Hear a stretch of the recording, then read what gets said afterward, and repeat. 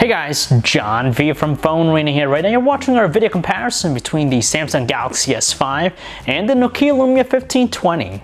As it currently stands right now, the Lumia 1520 continues to be one of the darlings in the Windows Phone space, but it's got some heavy competition from the Android side in the form of the Samsung Galaxy S5. That's kind of weird because if you go on AT&T's website right now, the Lumia 1520 is selling for $200 with a 2-year contract, which is the same exact price as the Galaxy S5. It's kind of strange considering that the Lumia 1520 first launched with AT&T with an aggressive $100 price point.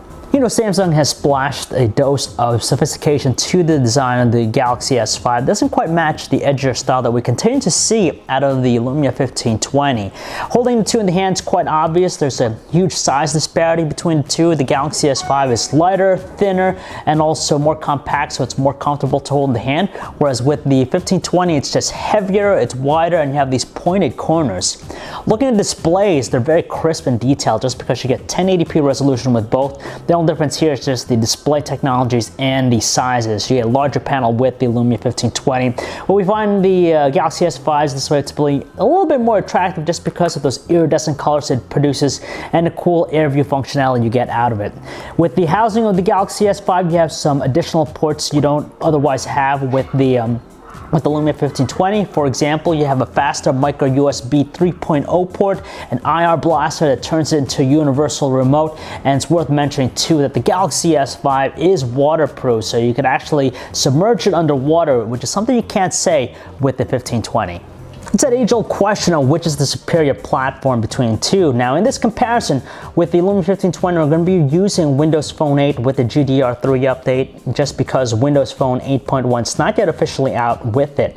Now, between the two, we prefer Windows Phone 8's more dynamic look. It just has a higher level of presentation value, but where the Galaxy S5 lacks in that department, it really makes it up in its feature set. It just has a more enhanced experience. Particularly, you find it in things like the multi-windows feature where you have true multitasking and the other stuff like the air view functionality and even the air gestures. Just a really diverse set right there.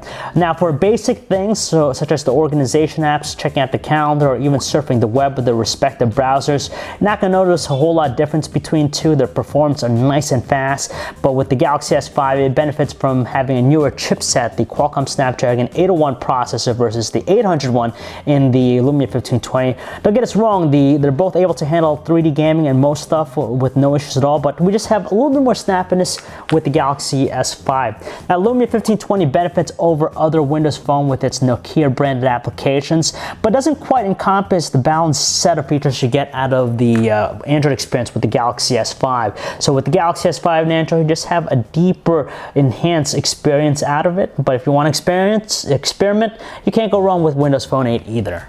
There's no doubt that these two are multimedia powerhouses. We prefer the dynamic styling of the Lumia 1520's music player, but the Galaxy S5 has a slightly stronger output with its internal speaker. When we're watching videos, it's actually personal preference. Some people will like the larger display of the Lumia 1520, while others will be attracted to the iridescent glow of the Samsung Galaxy S5's AMOLED display. It's also worth noting that you have that cool multitasking element in play with the Galaxy S5 as well.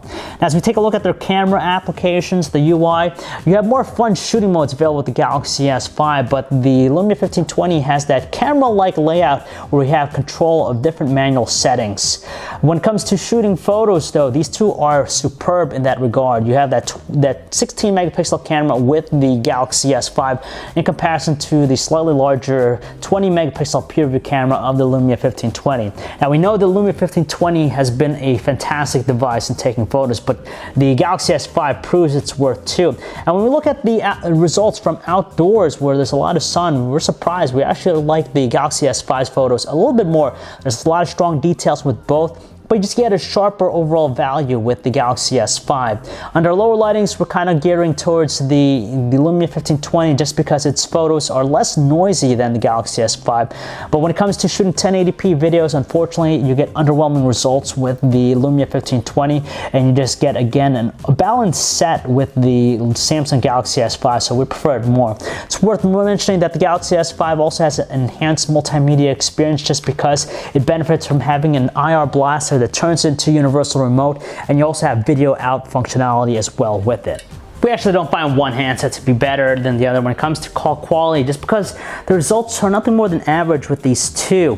When it comes to battery life though, the Galaxy S5 continues to amaze us just because for its smaller capacity, it actually edges out its rival. And again, that could be attributed to the smaller size display, the battery optimizations found with the software, and of course the newer chipset that's in tow with it.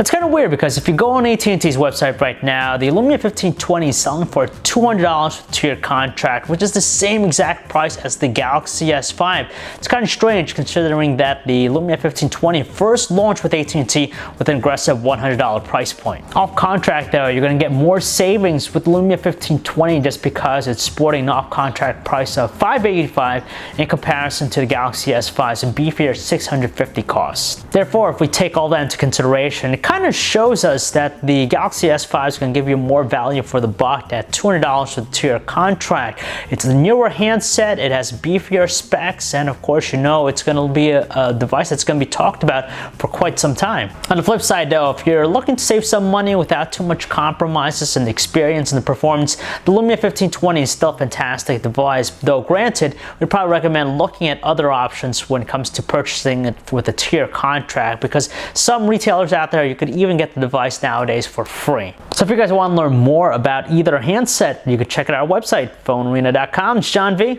Thanks for watching.